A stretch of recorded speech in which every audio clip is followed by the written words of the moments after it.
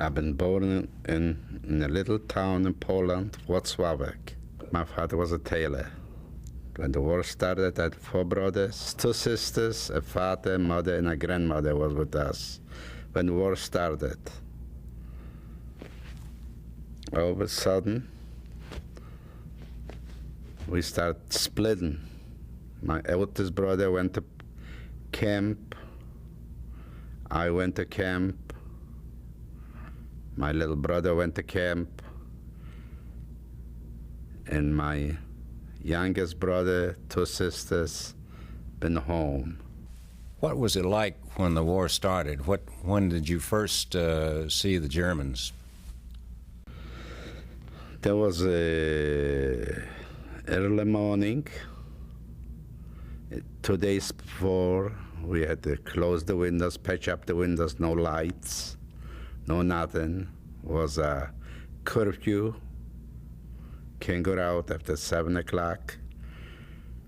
And next morning, we heard shooting. They went other side. It was a lake and a bridge. There was other side. They started shooting over to town. And we know that's the end of it. The Germans come over to town. The first day they come over, the same night, they went out and took out all men, about 500 of them, to clean up the city that was bombed. Everything was destroyed in the sun. Been working, put up to jail. For the night, in the morning, we got out, working again, cleaning up the town. That was going for a week. We never went home. We stay in jail, we get a meal. And that was about 2 weeks later, there was a sign, 500 people from our town going to Posen, Oberschlesien, to work, to camp.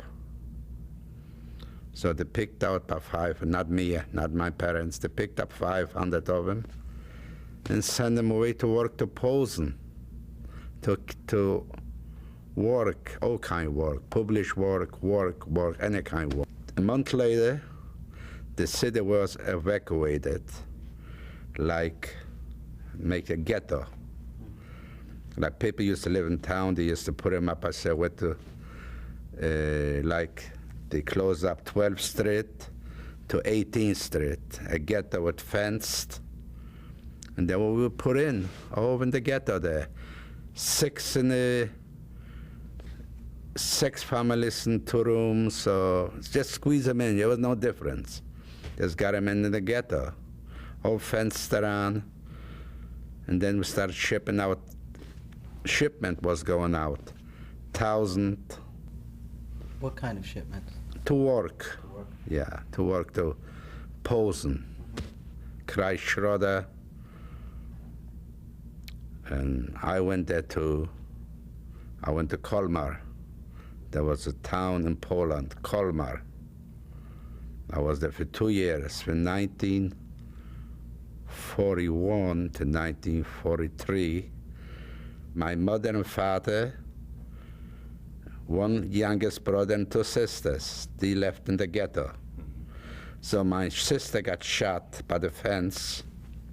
She was working, she had a Gentile girlfriend in the city, and she brought her a sack potatoes and bread and throw it over the fence. She went pick it up, and a guard was up there and saw it and shot her. How old was she? She was 18. So she was one that was just left. 1 sister and my youngest brother and father and mother. They've been shipped away. When they closed up the ghetto, they shipped them away to Treblinka. That's what they left. 1 brother, 1 sister, father and mother. They went to Treblinka. That was the end. How old were you when you were sent to your first camp? You went to 15. Which camp was that? To Posen. We work, publish work. There was all published work on farms, street, like making streets. Was not like the machines here.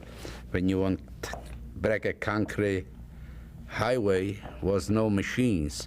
Have to have a hammer, and I think and work, and the foreman was behind you and ask you, do you don't want to do it, or you can do it, or you don't want to do it? That was the question. We live in barracks. It was not too bad. We got 2 meals a day. We got in the morning coffee, slice of bread. We got the soup for lunch, and come back in the night. We had another soup in Posen. That was not too bad. From there, from Posen, went to Auschwitz. How did they take you there, from Posen to Auschwitz? We just close up the camp and the shits, put you in trains and come back. I'd never forget that. Come up to Birkenau. Never forget that. We go off the train to the assessment, stay with the flashlight in your hand. Left, right. Gesund, krank. Gesund, healthy, sick. Healthy, sick. Sick on one side, healthy. Some guys been playing, they say they get sick. They go to a hospital or something. Or they don't know, when they say sick, they go straight to the chimney. And so we got off that thing and put us to Birkenau. And when they got in there to Birkenau, they lined it up, put it in a fenced place, and next morning we have to stay in the line, and everybody got a number. No food, no water, no nothing. And Sonia got the number, they tell you what block you have to go, block 3. We lined up in block 3, in the barrack, laying on the floor, no covers, no blankets, no straw, no nothing. Just laying there, that's all to it. When I woke up that next morning from that barrack, I walked out, people been laying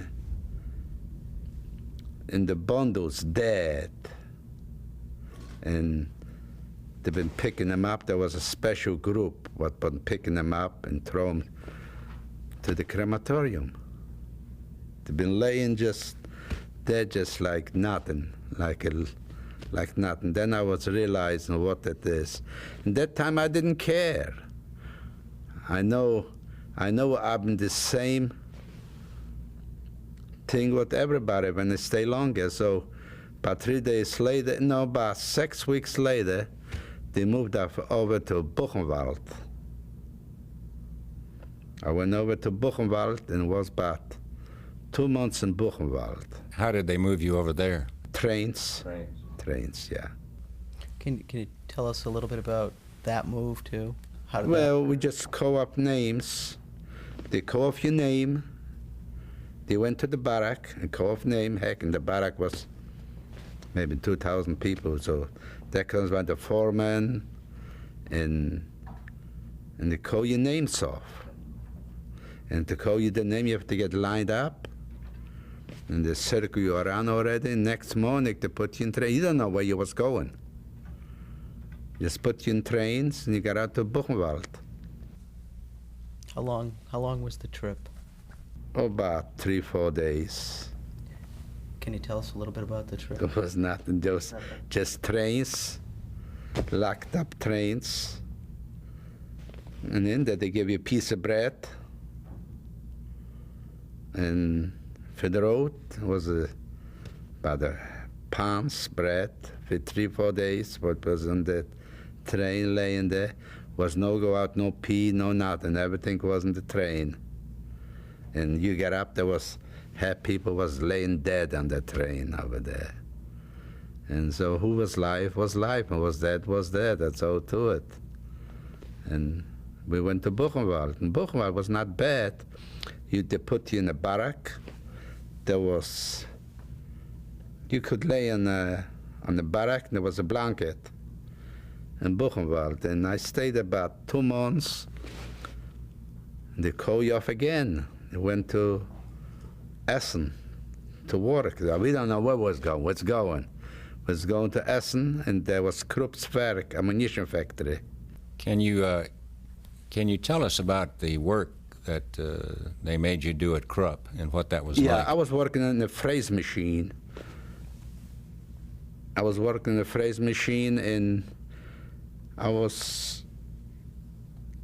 there was a machine what I was cutting out holes in it to the 1/8 of an inch.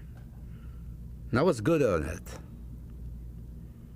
I worked there for a year and a half.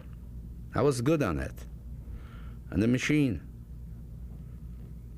It's cut out a phrase machine. I don't know, you know what a phrase, that's a big machine, what you cut out, that goes in the tank, a big chunk, and you have to cut out little round holes. You just move it and just circle around with the handle. I worked there for a year and a half to the liberation. We live in barracks. We come home in the morning, we got a piece of bread in the morning, and there was no lunch. In the night, you come home, you got the soup. And you live in there was barracks, you live in the pritches, and they had the blanket. And you get up in the morning and come home and lay down there. That's all that was. There was 4 men from Czechoslovakia. They was not prisoner. They was just brought over to work. They gave you some piece of bread, or I was good on it, and I worked there. Did you lose much weight while you were there? Well, I lost weight. I was liberated. I was by 89 pounds. I'll never forget the liberation. We've been in trains, fenced with wires, and we was in the train for days and days and days and days. And I know I wouldn't last another day in the train. People been falling like flies in the train where I was. But I know I wouldn't last another day either. Now you got on that train where, and you were going to where? We got in Essen, there in the Kruppswerk. And there was no way to go already. The American was already surrounded. It wasn't a trade they would try to get out. I think like they were planning to get out to Tyrol. I don't know what was over there. And the trains, I was already blocked. There wasn't the trains, and we sit in the trains, and all of a sudden we woo, woo, and there was all kind of people, Russian, French, and all of a sudden I was sitting in the corner and just, I never forget it like that. And all of a sudden they broke the wires and everybody ran out from the train. They broke the wires and everybody ran out, so I go out too, look around. I don't know where, and all of a sudden you can see American jeeps coming on already. Red Cross, American jeeps, and there was the liberation. They give you about an hour later, everybody got a package, care package from Red Cross. There was a package margarine, can roast beef, package Philip Morris cigarettes, package Cadbury chocolate, and I took that package, and I had a can behind me where I was liberated, and there was a lake, and I sat down by the lake and eat that can of beef and a package margarine, just like a wild man. That was already the liberation. April the 28th. What happened then? So they brought us to Landsberg am Lech. How did you get? The American brought us in trucks there was a camp in Landsberg. They brought us to Landsberg. And I stayed there by 1946. I think by 1946, there was going to Israel illegal. They were still occupied by the English people before Truman signed the free states. So we was going, young kids like 18, 19, was going to Israel illegal from Paris. Aliyah Bet, I don't know, you know what that means. That was we go to Israel from Paris with the ship, torpedo. The submarine. That's right. Was trying to go into Israel. We got to Tel Aviv and we couldn't get in. We sit 3 days under the water. We couldn't get into Israel. So we turned back to Paris.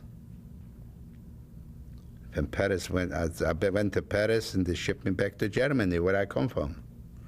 And I went back to Landsberg and sat in Landsberg till I saw a sign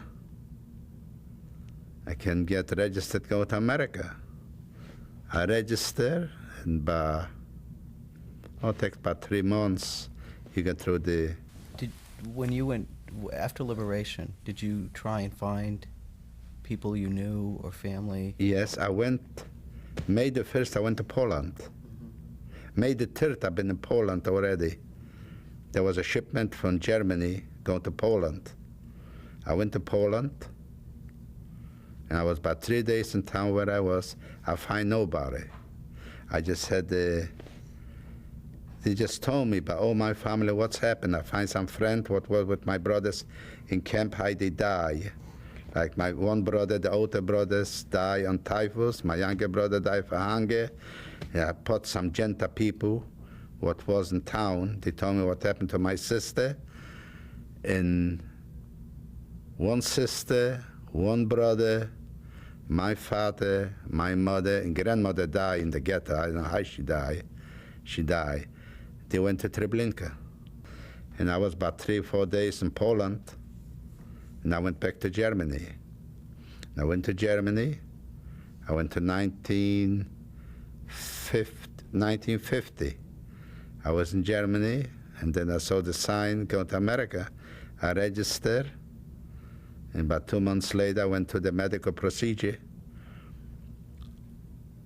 Come to America. I got to New Orleans, and like the Jewish Federation had a contract for me with Wolf Brothers, like a tailor. You know, you always have to have somebody sign for you. He was mine. I got here, I got the job over there, worked about 3 months, about a month in Wolf Brothers, and they had a strike, the tailor shop had a strike over there. So I said, what, I'm going to walk around. I had a job in Rothschild's. I worked 5 years in Rothschild's. I learned the language pretty fast. And I was the foreman, then I was the fitter in the floor. And I just said, well, I look around, I find a little place on Kansas City, on Brookside. And they opened that place over there in 1955, and I'm still there. What was your first impression? You were obviously a young man coming to the United States. What were your feelings, your impression when you got here? Were you scared? Well, I just been here, and I was thinking, well, I see what's happened. I was glad. Really, I was glad. I know I'm a free man. I started my life.